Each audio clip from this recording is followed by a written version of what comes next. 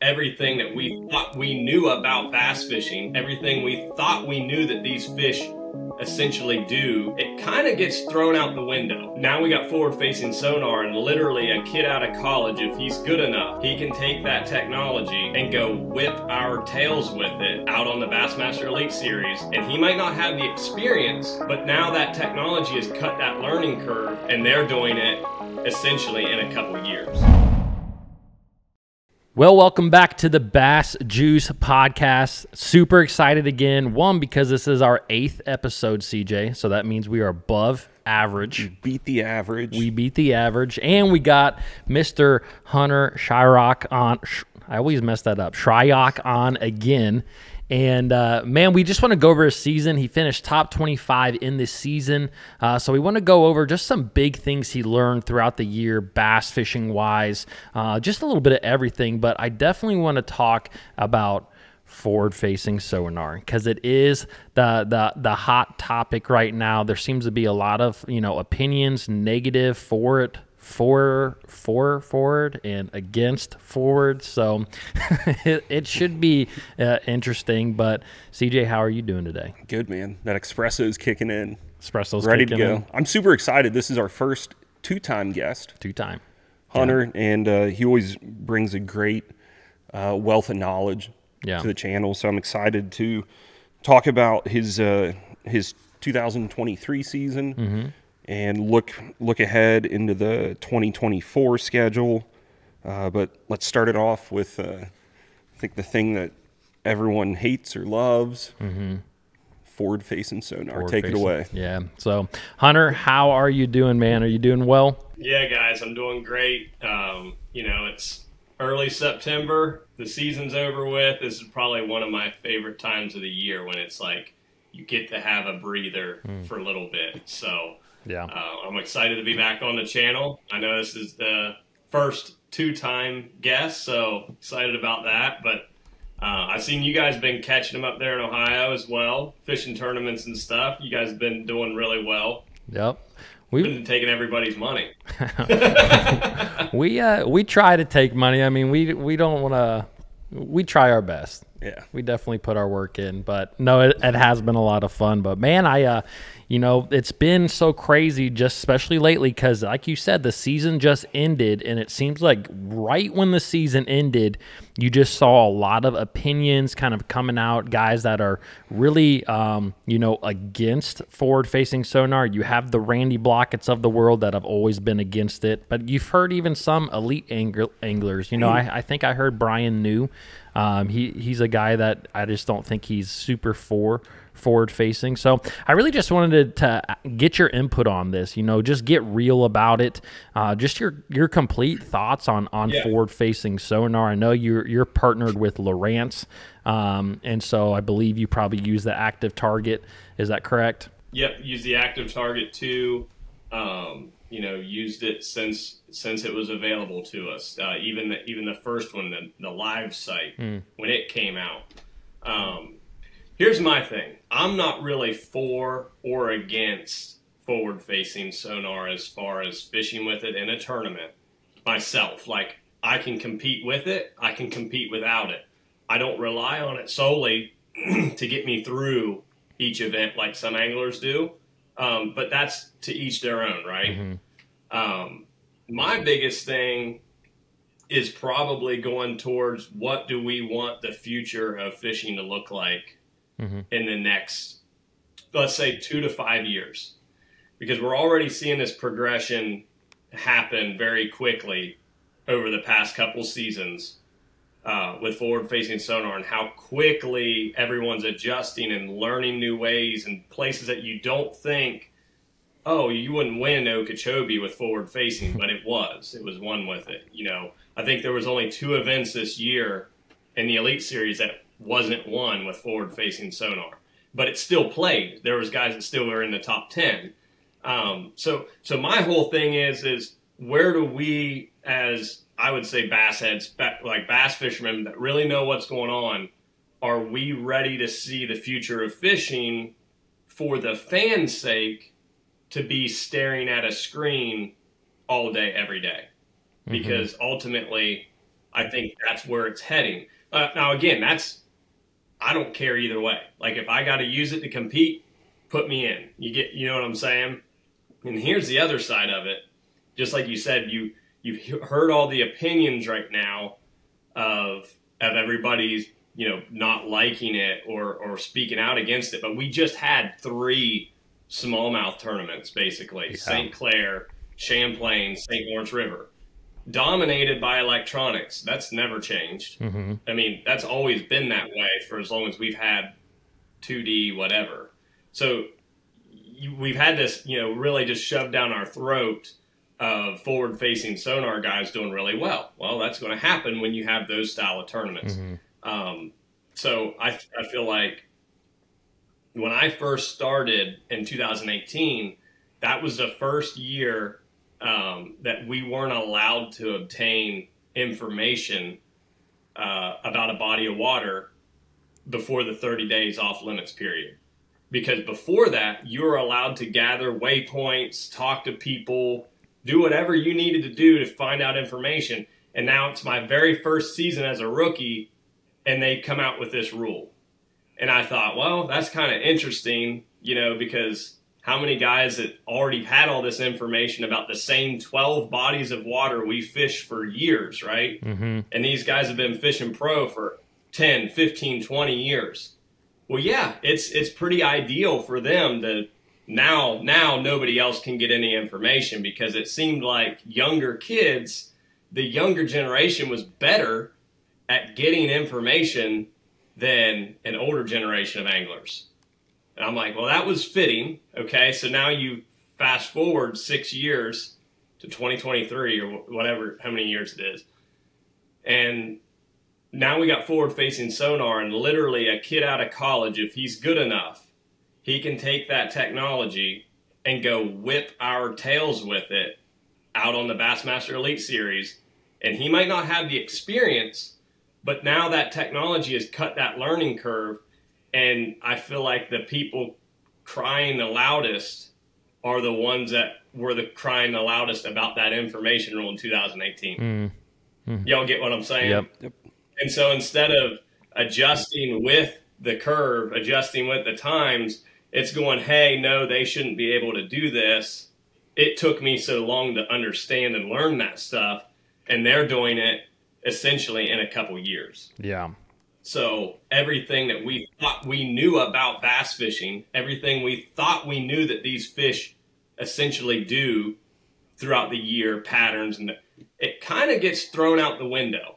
There's kind of times where that 1 week, someone can go throw at blobs on their graph all day long. And it's a lot more than that. We all know that.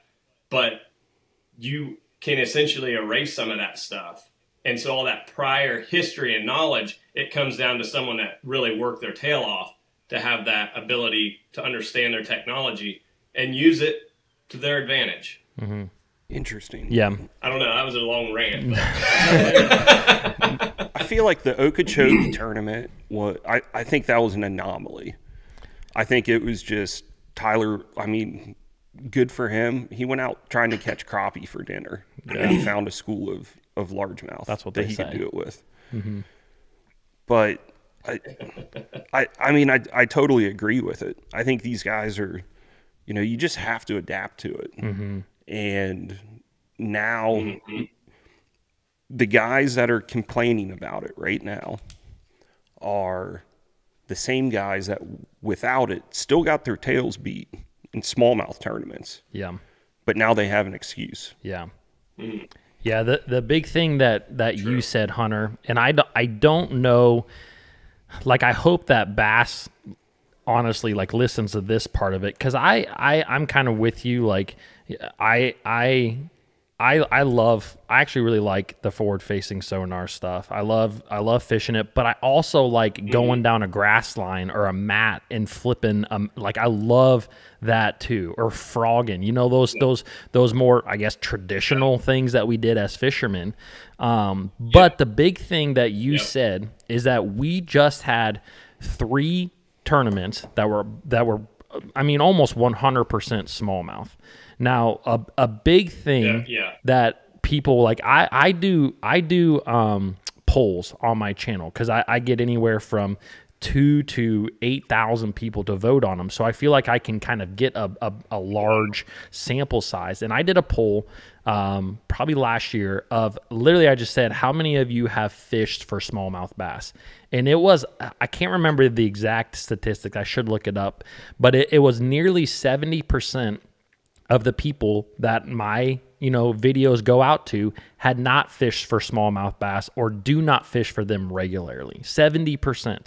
So in my mind, in this, and you see this whenever I make a video in the past that has been kind of catered towards smallmouth fishing, those views are never near what they can be if I'm talking about a general technique, something that everybody can do. And why? Because of smallmouth. Because people do not have the access to smallmouth that they do largemouth. I mean, almost every single neighborhood pond has largemouth in it, and there's a lot of creeks in the north everywhere that have smallmouth in them too, but it's not as accessible. And that's the big thing.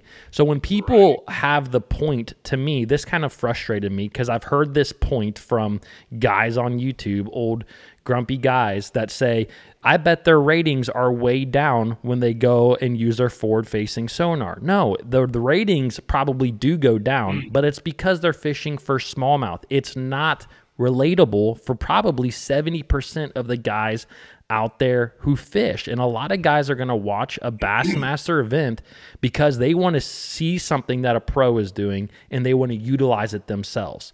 Well, if someone is throwing a Ned rig at a grass clump or a boulder in 40 foot of water, for the most part, they can't relate to that. If someone's throwing a buzzbait down a wood line, a grass line, or a wood or whatever, they can relate to that. It's a lot different. And that's the biggest thing to me it's a little bit frustrating because of the people that say, I bet their rating, like I said, I bet their ratings are way down because of it. No, it's not because of the forward-facing sonar stuff. It's probably mostly because they're simply fishing for smallmouth. Now, with that being said, is it a little bit not as much fun to watch someone stare at a screen? Yes, it definitely is not fun. I do like the way that they have incorporated with, Hummingbird, where they actually put the screen on there. I hope and I wish, like, for next year, because next year, and we'll get into next year's schedule, it's a great schedule, but I think almost every single event is going to be an offshore event primarily. And with that being said, if you're fishing off the bank, you're probably going to be using forward-facing sonar to some degree, whether that's to look at fish or look at structure. And I think that everyone should do kind of what, almost like Cody Huff did at the Champlain event, where he simply put the screen on the back where it mirrored what he was showing, because almost every guy, whether you use Garmin, Lowrance, or Hummingbird, has a lot of connections where they should be able to do that for the most part, and just be able to see what the angler is looking at. I think that that's a really big deal, because when you see a school of 57 bass like at Cody Huff come up and eat that bait, that was really, really cool. Or where you saw Polinick when they had his at Sandy Cooper and you saw him bringing a jerk bait over a brush pile, and then you'd see these big blobs come out there.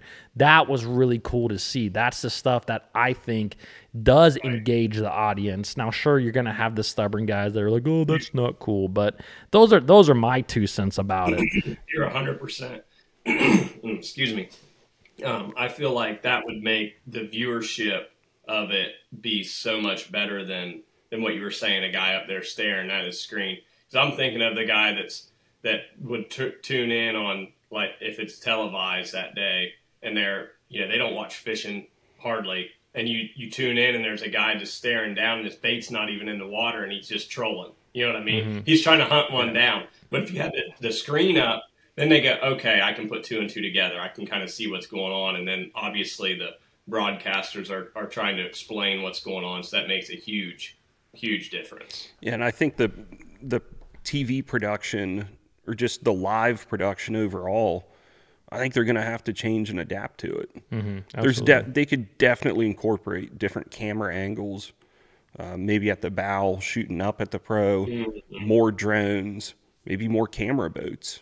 Get the camera guy out of the back of the boat where all you're seeing is just the back of the angler. put them in a boat, get them out there. I think there's a lot of things to tinker with right now. I think this season probably showcased forward facing the most, and I think that's why everyone's in an uproar. So next year, let's just adapt to it. Yeah. As far as the production goes. Yeah. Different camera angles, mirror the screens on it. We just touched the tip of the iceberg with it too. Yeah.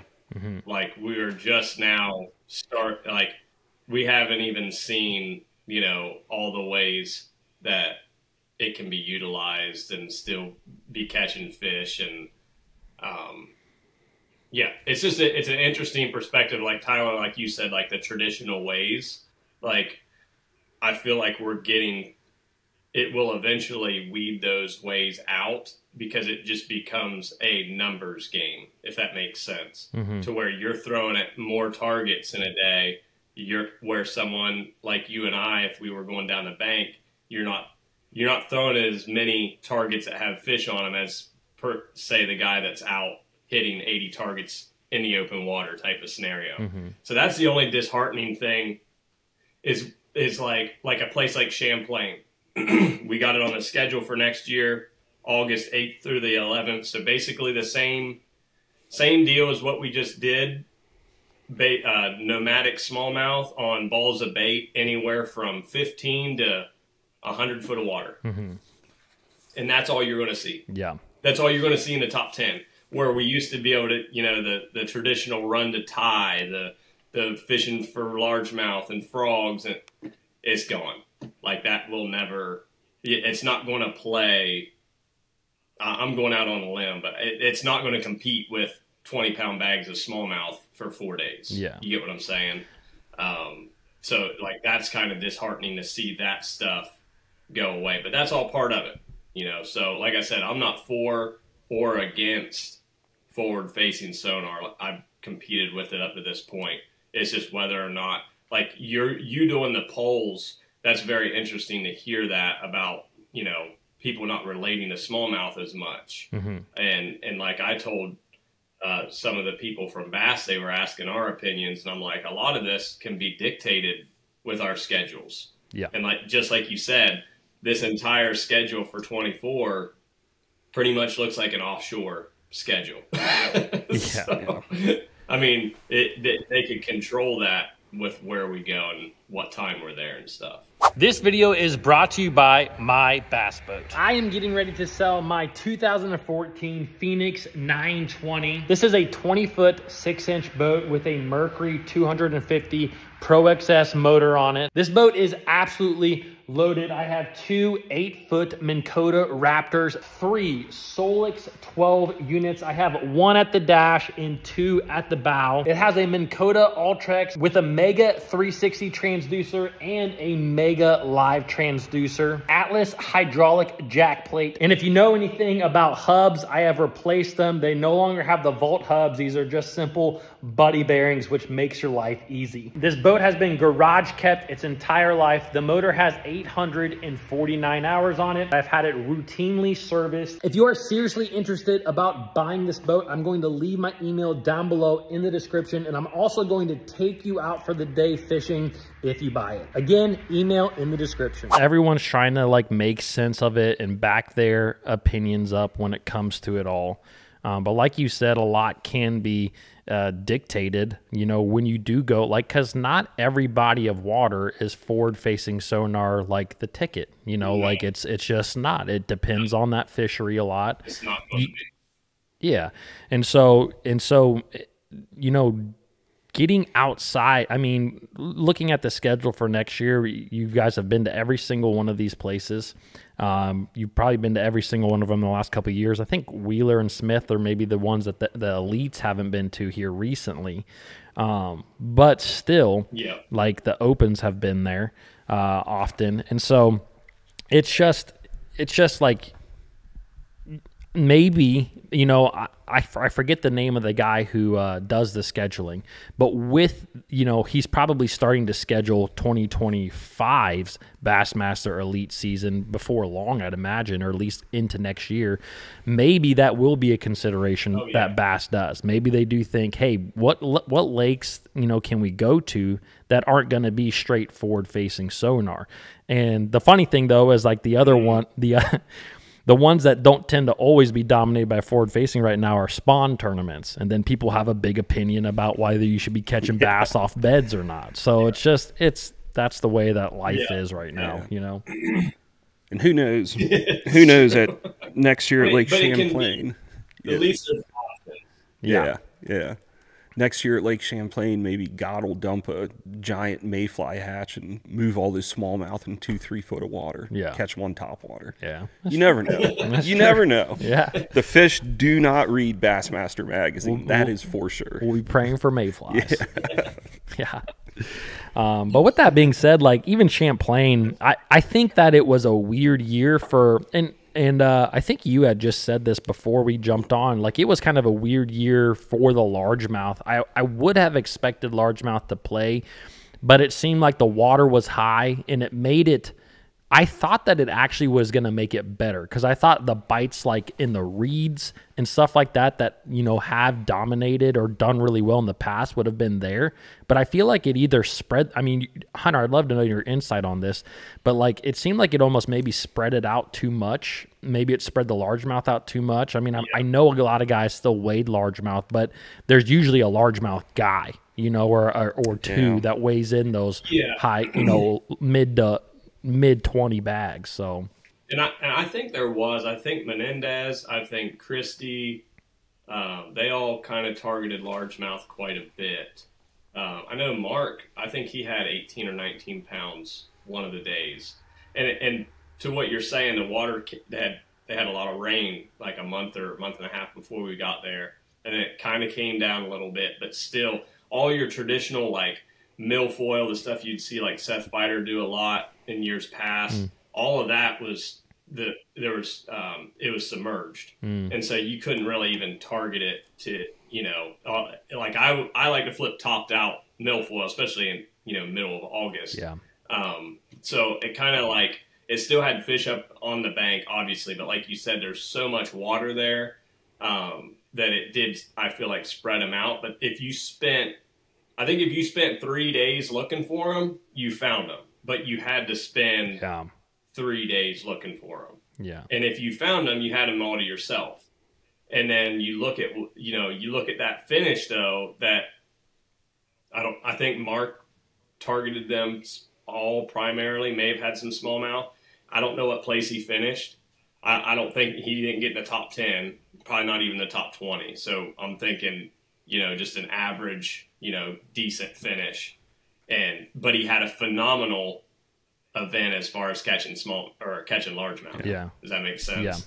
Yeah. I was just gonna say it's hard to compete with those. Smallmouth have definitely gotten bigger. It's not just forward-facing sonar, and they were kind of hitting on a lot of suspended fish, but it seems like the smallmouth there, like I feel like back in the day, 17, 18 pounds was a really good bag of smallmouth, and then you would get some over 20s for sure, but now it's like they had multiple 22s, 23s, 20. I mean, Hunter, you caught, let's see, 18 pounds a day there, and you finished just outside the top 50.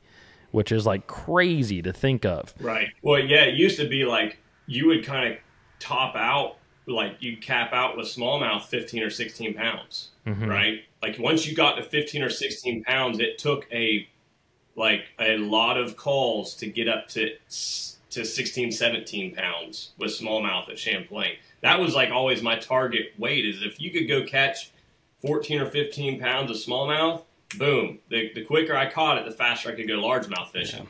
And I feel like just like you said, those fish have just gotten bigger and bigger every single year. And we've seen it through other events, all through our events. The weights have just gone up and up and up and up.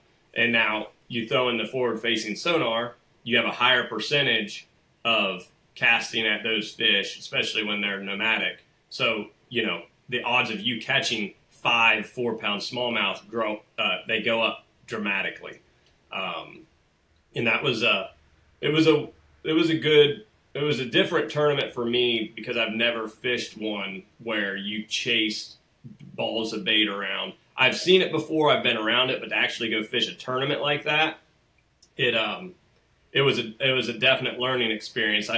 I was next to Cody Huff on day one. I think I rolled into the same area that he caught him out of at about 9 o'clock, and it wasn't no secret place. Like, it's pretty obvious where he fished at, and a lot of people fish through there. But anyhow, when I rolled through there, I ended up catching my fish. I had 20 pounds after day one, and we fished around each other. Just everything was good. But then after he was leading day one, I'm like, all right, well, I'm not going to get in his way type of thing. You know what I mean? I think I was an 18th, still with almost 20 pounds of smallmouth, but I wasn't going to be like out there like I was the day before. And all it was just this big flat, kind of a point, and that bait just came up shallow and it would be out deep. And literally it was a matter of time before you just ran into a group and there would be 15, 20 smallmouth in a pod, and they would be racing 100 miles an hour. Yeah. And you had this much time to be able to hit them and hit them and make the right cast, right presentation, and boom, they were gone. God. And so it was kind of like shooting a basketball all day long. Like you're shooting free throws all day long. And he's really, really good at shooting free throws. And so day two, I stayed out of his way, still fished the same area, fished it shallower, and all that bait that was up shallower the day before, essentially where I caught him, they had all that bait pushed out to 40 to 50 foot instead of 20 to 30 foot. Mm. And he continued to catch them. I did not make the right adjustments. Scrambled around, caught, I don't know, just under 16 pounds, ended up calling the wrong fish out at Lake Champlain and missed the cut by 4 ounces. Oh. So that's my recap of that. No. Dang. Is that like when you went to go box it, you pulled one out and you're like, wait a minute? Or did you know like quicker than that? No, I broke out a Carolina rig right at the end of the day. It was super cloudy that day. The fish acted goofy. I had one rock pile that they were glued to the bottom. Broke a Carolina rig out. Should have threw it for a couple hours, and I probably would have had 18 pounds. But regardless, last 30 minutes, right, it clicks. I catch 2 3-pounders or whatever it was, and when I went to call the last one, I beamed the 2 because I'm just looking at my box. And see, this is a lesson for all the viewers. You have to come up with a system when you're in these events of being efficient and knowing what you have. Mm-hmm. And because they were so small throughout the day, I wasn't weighing them. They're 2.5 to 3 pounders at Champlain. You know what I mean? Yeah. Like, none of these are going to help me. So I'm just throwing them in the box and continue to fish.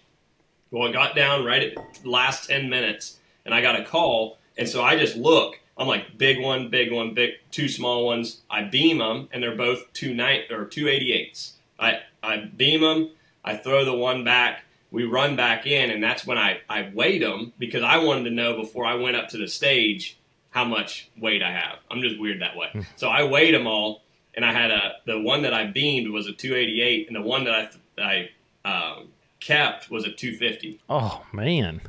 So, and the problem was it was one of those Champlain smallmouth that was about this long, and he is about this tall, like super long and skinny. So when you looked over top of him in the live well, he was big. You get what I'm saying? And you turn him sideways, and he looked like a dang knife. Dang. So that was a $7,500 mistake. Oh, my goodness. And didn't get to fish the next day because of that. Oh. Yeah. That's very, very dumb on my part. Yeah, that does. But I'll never do that again. Yeah. Lesson learned. Lesson learned. Yeah. I would say you never do it again, but how many times has Brandon Polnick weighed it or had 6 fish? Like 2 or 3 times? I know. You get in the heat of that moment. I know. Like, my brain just, it just goes. Yeah. I'm like, what is going on here? Yeah. I know when we fish, I'm like, Ty, we got to stop. Just like, yeah. Okay, we got to organize the boat. I'm dying back here. Yeah. Yeah. There's fish in both boxes, Yeah. no tags, Yeah. no idea what's going on. I'm still netting fish for you. Well, we've had I was just worried about fishing. we've had a couple of tournaments recently where it's been like they were in a school, and I'm like, I know this spot. And Yeah. we have a system, we call it the Bass Caddy, where like if CJ's catching them, I will call them, I'll take them off, I'll do everything that I can to make sure he can get on that cast again. And it's worked really well for us. Well, That's right. I've been at the front of the boat casting, catching, and there's been times where we have like literally 3 baits in the net. There's 2 fish in the net. CJ's trying to call. I'm just picking up any rod I can to cast back and try to get another bite. And yeah, it's hectic, and that is when you're like, is this the right fish? Yeah. Am I really throwing this back? I'm netting your fish with a fish in the net that I just haven't gotten off yet. And 3 different baits Yeah. hanging on it. Rods everywhere. So But I feel like the capitalize on the bite is more important than the 100%. system of the calls, right? You know what I mean? Like, that's how I always am when you're in those situations. Now, there's times when it's like individual single fish, but you still may catch a bunch of fish throughout the day, that it's not as important to get back in there. But I always feel like that getting your line back in there trumps, having your stuff in order. Yep. But this past time that came back to bite me. But yeah, it's hard to watch some of the guys that literally they catch one out of a school and they take the time and they put it on their scale, click it in, put the beam or put the call tag on it, put it in the box. Now, they probably don't make the mistake that I do, but they could have missed 1 or 2 more bites. yeah, no, I think that's true. I was actually thinking the other day, like I wish you could make like a live well lid that was like you have your main lid, and then you'd have another lid that would only you'd have doors on it that went down but wouldn't go up, so you could just swing a fish into there, like basketball hoop it in there and just pick up another rod. Like if you were by yourself, like just leave it hooked up, freaking basketball hoop it in there, and just keep on going. It's like a crappie basket. Yeah. Well, yeah, a little crappie bass. So they Like when you just flip them into the bottom of the boat. yeah. Yeah. Oh, you know what you should do? That would be a lot more. You should just, I just thought about this. We should just have a Rubbermaid container and just fill it up with about 7 inches of water, and every fish you catch in the heat of a moment, you just throw it in there in the bottom of your boat. Yeah, the St. Lawrence, we wouldn't even have to have a container. I could have just flipped them into the bottom of the boat. Yeah. Turn the bilge off for a little bit. Yeah. Yeah, just turn the bilge off, let the boat, take the waves and stuff, and just fill up the bottom. That was a crazy tournament, and we'll kind of we'll talk a little bit more about it. But I did want to know, Hunter, we talked about this a little bit pre-show, but I feel like when we fish tournaments, we wrapped up our season as far as our little Tuesday night gig. That's actually pretty crazy here recently. But I feel like there's just a few themes or a few things that you learn throughout the year that you're like, man, that will help me for the rest of the time. Whether it's maybe fish behavior type of thing, or maybe it's you figured a little bit something about yourself as an angler and who you are.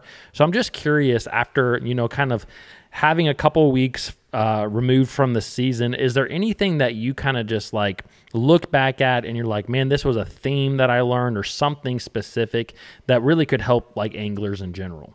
I think for me personally, the biggest thing for me this year was just kind of learning strategy. We all have a tournament strategy, so to speak, but really focusing in on what events I'm going to be at, how I'm going to go about them, and how I want to go about them for my style of fishing and executing on that. I feel like I learned a lot this year on being better at that. And I think ultimately as a tournament angler, that's 90% of the battle is showing up to a body of water and having some sort of game plan, not necessarily where it completely takes you out of it if you miss the deal, but having a good baseline and understanding of what should be going on. Because I feel like, I'm still fairly new to just bass fishing in general, starting in really 2012, and it's 2023 now. So I feel like it takes me longer to get from point A to point B, to fully understand what is going on this fishery. And obviously over the years I've gotten better, but I feel like days 1, days 2, or day 3, it's like clicking, like, oh my gosh, you know what I mean? If I had known this, or had I figured this out just like the second day of practice, the third day of practice, look at where I would have been at by day 2 or day 3. Does that make sense? Yeah.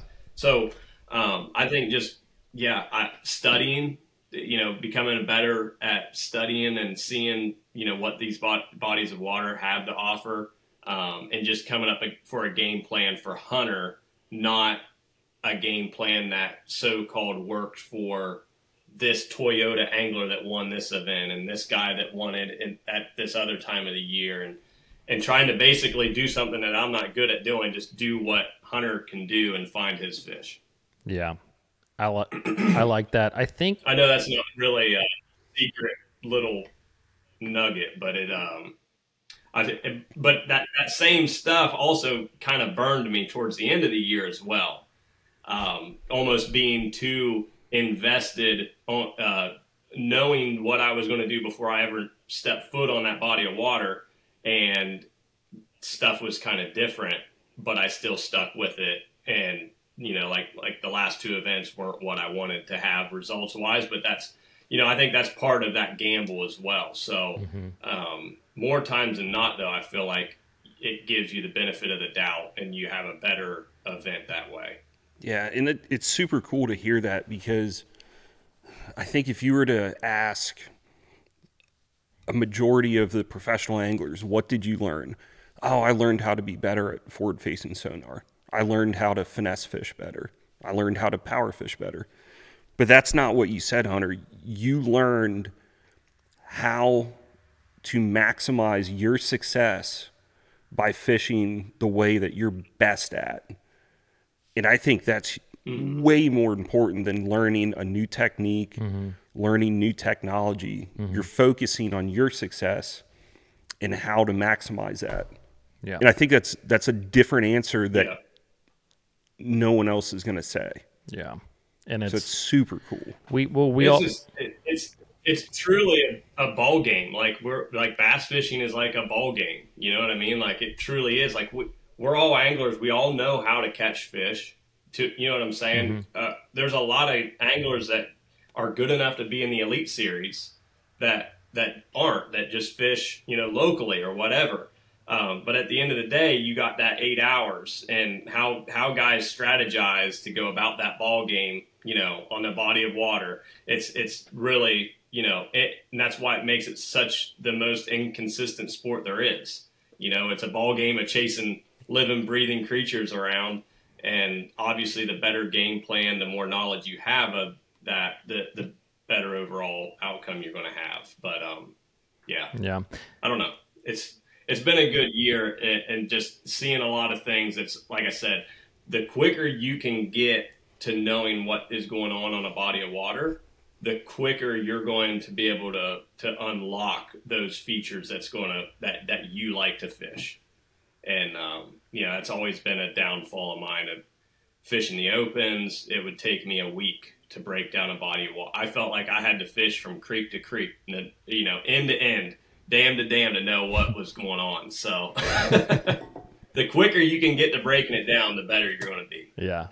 Well, that's really awesome. I think something that I literally snapshotted in my mind, and I can't remember if it was, I think it was your brother sent it to you, but I can't remember if it was that or if you sent it to your brother, but it was something along the lines of do what you do and do it better than anyone else, basically. And it was referring to one of you guys was doing really well in a tournament, and that was the main concept that we just talked about, is saying hey, you do what you do and do it better than anyone else, and that's how you're going to succeed. Yeah. And I remember, I can't remember who it was, but that was something that I literally screenshotted. That was that Harris. It was a Harris chain event. I almost won it. Oh, the Open. It was going into the last day. Yeah. Yeah. Yep. Yeah, and that first Open of the year. Yeah, and that was one where you were bed fishing primarily, I believe, and you've always been great you know, at bed fishing. Yeah, that was, and it's a lot of truth to that. Like, I mean, sometimes, you know, taking like what you said, you do what you do and do it as perfectly or better than everyone else. Sometimes that's a 45th place finish. You're like, what, you know, but to me, like that was a win. Yeah. You know, because that could have been an 80th. That could have been a 100th, 90th. But also when it lines up, it's a top 10 or it's a top 20. And now you're stacking AOY points. You had another good event. You cashed another check. Just doing the things that you're comfortable with doing and being the best at it is, I mean, that's all I could ask for. Yeah. Like you said, if you got a 45th, you know, we'll say flipping and frogging, but that was like probably you in a body of water where it was like everyone else was, I don't know, doing something that you just weren't super comfortable with, you're going to consider that a win versus if you tried to do what everyone else was doing, like you said, you may have been an 80th, a 90th, and getting 50 points from an event is a lot better than coming away with 10. So 100%. Yeah. Half the battle is making your bad events not so bad. Yeah. So now with that being said, another question I had is, was there and I'm assuming probably not, just judging by what I've seen from just on your YouTube channel, but was there a technique or a lure even that kind of helped carry you through the season? Was there one that you happened to come back to several times that like maybe got you a clutch bite or it just was something that you use more often than any other bait? Like I know you're a super versatile guy, but was there a single bait or technique that you kind of utilize more throughout the season? I tell you what, the wacky worm kind of got me through a lot this year. Yeah. Even in places and times when you don't really think about it. I know I went from Murray over to Santee and I broke it out, you know, which it's a wacky worm lake anyhow, but like still you can go out throughout the country and take something that's super simple, like it's not supposed to be this easy, and it's that easy. Yeah. Like you make it way too difficult. Yeah. And, you know, that's kind of part of the whole strategy, me learning, you know, how to approach, you know, more times than not, it is not difficult to catch fish on the bodies of water that we're on. It's just putting yourself around them and stuff like that. So don't come with your approach being, you know, it's always, to me, it's always the same 5 rods that we're really comfortable with using. You know, you got a bladed jig, you got a flipping stick, you got a jig, maybe a wacky worm. I mean, how many other baits do you really need? I mean, now with forward facing sonar, you need a minnow bait, but other than that, like it seems like the same stuff. But really just, you know, John Cox, he's in the top 10 in AOI points almost every year. And if you looked at what that guy threw day in and day out, it would make you cry that he literally whips your tail just doing the same stuff from one part of the country all the way to the other. Berkeley General. It's super simple. Yeah. How many Berkeley Generals? He knows where to put it. Yeah. How many Berkeley Generals do you think he goes through in a year? That's a great question. Oh, they keep him stocked up. That's for sure. They just send him a case. The problem is if John is actually going to bring tackle to the tournament, that's probably more the problem. Yeah. You'll literally see him. He'll step out of his truck and have a Walmart bag, and it'll have like literally a Plano box and like half of it's filled with plastics, and he puts it in his boat. Oh my gosh. With about 4 rods. Yeah. God. I swear. That's the dude, and he will catch him and catch him and catch him.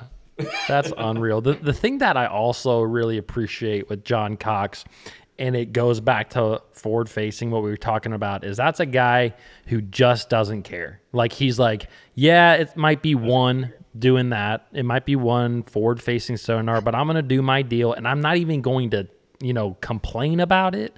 I'm not going to think about it. I'm going to still go out and find my own fish. And look at him, just like you said. I think he still uses a Minn Kota, a Maxim or whatever that one was before the Ultrex. Like, I don't even know if he has an Ultrex anymore. Like a bulletproof one? Yeah, exactly. Yeah. Like, he has that. Like, that's what I think a lot of anglers, instead of, especially the local angler, because I do think too, there's a lot of local anglers that think, oh, I can't compete if I don't have this forward-facing sonar. But again, if you go out and you find fish that you can't even utilize forward-facing, whether that's fish that are on the bank, maybe they're way up a creek or a river or whatever it may be, or a dock fish, even though you could use forward-facing with docks, like, you know what I'm saying, though? Like, if you just don't even think about it, you find your own fish, that is how you can actually beat the forward-facing sonar guys of the world. Oh, yeah. Yeah. And I think that's a big... Go ahead. Not every fish is swimming out in the middle of the lake. Yeah, exactly. And John Cox proves that every lake in America, there is a group of fish that will eat a wacky worm. A wacky worm. That's right. So true. I think that there's a lot of in our group in the Elite Series, there's a lot of guys that will get, especially right now in the past year or two with the forward-facing stuff, they get confused on what they want to be doing, and you start to do a little bit of this and a little bit of that, and at the end of it, you don't have a whole lot of nothing. You know, like you spend a practice going, well, I don't want to get beat by it. I don't want to, you know, almost scared not to use it because you don't want to get beat by it, but now all of a sudden you wasted time doing this, you wasted some time doing that, and at the end of the day, you don't have it. Where before they would have been like, this is what I'm doing, I'm going to do this and this, and I'm going to find, you know, 3 days, I'm going to find me about 3 areas, and that's going to be done. Where now you done stretched it out, and if you're not as good with it as some of the other anglers are, you're not going to find them. It's not that easy. It's just not, you know, pull the trigger, and you got fish in the boat all of a sudden. Yeah. And yeah, you get mixed up, and next thing you know, you're in 70th, 80th place, event after event after event, because you're trying to do more than what you should. Kind of knowing when to turn it on and when to turn it off. Yeah. No, and I think that that's a really important thing too, because if you don't know it well, you can spend time. Like, I mean, the lakes around here, they've got crappie, they got perch, they got sawguy, they got carp, they got catfish. If you don't invest the time, like, you're going to be throwing at stuff that are not bass. So, I mean, simply put. There's just so much biomass in the water. Yes. Just everywhere. I remember the first time when we started using it, we're just throwing at everything swimming. Like, that's a bass, you know, like, it's just Gotta be. Yeah, and now we can look at it and we can be like, you know, you see the mannerisms, you see how they turn on a bait if you bring it by or turn away from a bait. That's the other thing that I hate to get back into it again, but I am going to bring it up, is some guys talk about forward-facing being like spotlighting for deer. That's the big thing you hear, which spotlighting, like you go out at dark, you flash a light, the deer freezes basically, and you can kill them that way, right? That's not forward-facing, okay? You don't ever see the fish, first of all. Like, that would be like if you hunted all the time at night. Like, that's what fishing is. Because you never see the fish. And most of the time these days, if you actually pan over on fish, if anything, they're going to move away. They're not going to move towards you. They're not going to freeze. They're not going to be easy pickings. Like you just said with Champlain, you literally had to make the perfect cast when that school hit at that perfect time. Lead the fish, make sure not only lead the fish, but if they're 20 foot down, you have to take in consideration how long it takes that bait to get down to them. Like, there's a lot going on there. It is so different than spotlighting a deer. So, I don't know. Golly. Spotlighting a deer would be like fishing for, like, smallmouth that haven't seen a bait. Yeah. Like the way smallmouth traditionally used to act. You know what I'm saying? That's because you throw to them and they are like dodo and will run over and eat it. But the thing is, and I've noticed this in the last 3 events, is how quickly those fish get educated in an area. Yeah. Because they're being chased, they're being pressured, they're being caught. If they're cold, you know, or they're not big enough, dude, it does not take long for those fish to start to feel the presence of that sonar. Yeah. And you've already heard of guys putting it on the fish, knowing where to knowing where to cast, and taking the beam off of them, because those fish literally sense the pressure. And it's like, we're still at the beginning of all this, and that's where people are, you know, they're so irate about it. But dude, fish adjust, they adapt. Yeah. It used to be able to catch fish from 20 to 40 feet away. You almost, like, if you're 20 to 40 feet away from them now on my Lowrance unit, I don't even make a cast half the time because they're probably not going to bite. Yeah. Like, they have to be 60, 80, 100 feet away, and they know you're there, but they're just not as gun shy. Well, they're going to be gun shy at 100 feet eventually. Those fish in those lakes that already see it, places like Lake Lanier, spotted bass, Lake St. Clair. Like, I fished in Anchor Bay with everybody else, and I watched that place go from the most phenomenal smallmouth fishing to I can't almost get a bite in a matter of 3 days. Yeah. 3 days. Yep. So everything does adjust. Everything does, you know, start to figure things out. Remember, we used to just have to throw a jerk bait. Yeah. That's all you had to do is just get a jerk bait out and throw it over top of every blob you've seen, and eventually it's going to eat it, and they would trounce it. Yeah. Oh, they don't eat the jerk bait near as good as what they used to. Yeah. Unless you're Patrick Walters. It's just constantly changing. Like, the next thing we're going to have to do is, like, free float a minnow, a live minnow, just to get up and fight. You know what's really Cox will still use a wacky worm down the bank and still catch them. And we're still trying to trick these fish out, you know, over 70 foot of water. Yeah. What's interesting? It all evolves. So, yeah. You know, What's interesting about what you just said with that minnow is that I was crappie fishing with my son the other day, and some fish came up schooling. Right, they were busting, and all I had on me was my little rod with a crappie minnow on it, and it had a pink jig head with a 2-inch minnow. I'm like, I'll catch one on this, and I had my forward facing on because I was looking for crappie. I turned it over, I saw like 15 bass under a school. I cast over there, and they wouldn't even hit a live minnow. And I'm assuming because it didn't look exactly what they were wanting to eat. Plus, it had a pink jig head. Enough, though, where it's like, man, can you imagine presenting, like, actually a lure? Like, even these fish were busting. Like, that goes a little bit to show you just how pressured Ohio fish are compared to some of these other fish across the nation. But still, with a live minnow, I couldn't catch one of these fish. You think it has anything to do with... me sucking? Yeah. I mean, Finn was catching them. Yeah. But oh yeah, it's interesting the length of the beam and all that. I think it was Scott Martin had like a saltwater forward facing sonar, went out like 500 feet, and he was using that just to find, okay, there's a fish over there, hunt it down, and then use the shorter beam to get to it. Yeah, and. You know, but I think at the same time, the fish are still going to feel it. So what's next with forward-facing sonar? Is it going to be almost like a live video camera? Is it going to be a quieter beam? Like, you know, what could it be? And also, think of how crazy side scan was when it came out. And it went from terrible images to the best, but it kind of just stopped. Like, did electronics companies, did they just stop putting time and effort into the side scan? I don't know. So it'll be interesting. Yeah. Say the first one to come up with sonar that doesn't have the actual sound. Yeah. Which I don't know if that would even be considered sonar, but yeah. Well, like the ping. Yeah, the ping. And something that I listened. Ken Smith, I can't remember the name of the guy. There was this guy named, I think his name was something Hope. He actually wrote a book about bass fishing.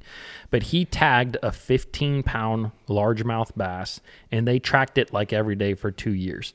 And Ken Smith, who is a guy that he has a YouTube channel, he fishes out of Texas, whatnot.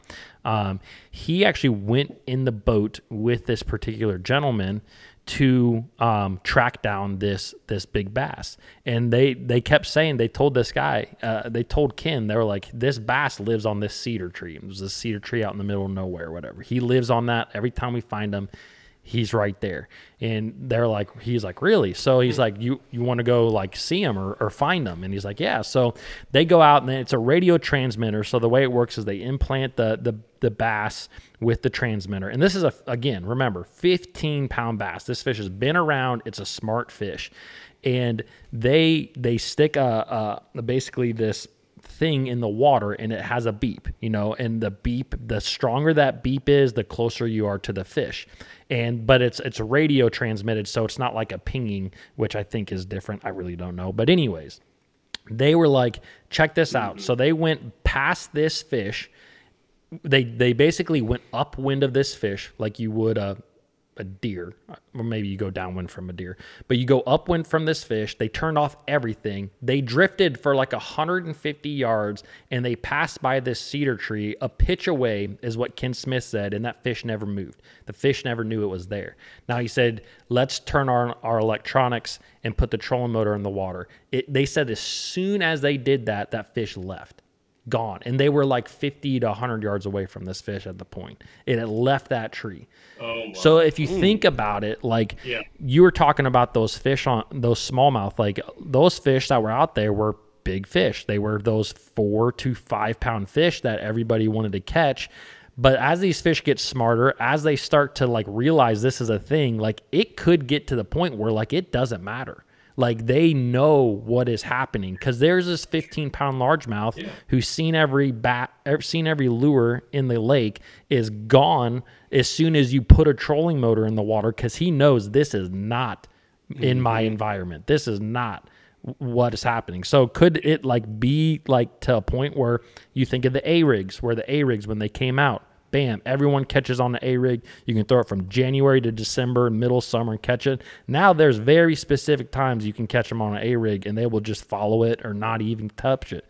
So is forward-facing sonar going to get to that point at some point where it's, hey, if you're beaming them, you ain't going to catch them? Like I think you've already started to see some things, like you just said, Hunter, where if you're 20 to 40 foot away, you're not even casting at them, because they're like, that fish ain't gonna hit. Like he's a boat length or two away. They gotta be 60, 70, 80. So I just wonder how it will progress. Maybe the technology changes, but maybe at the same time it may not change, but the fish just, you can't catch them as good like that anymore. So I don't know.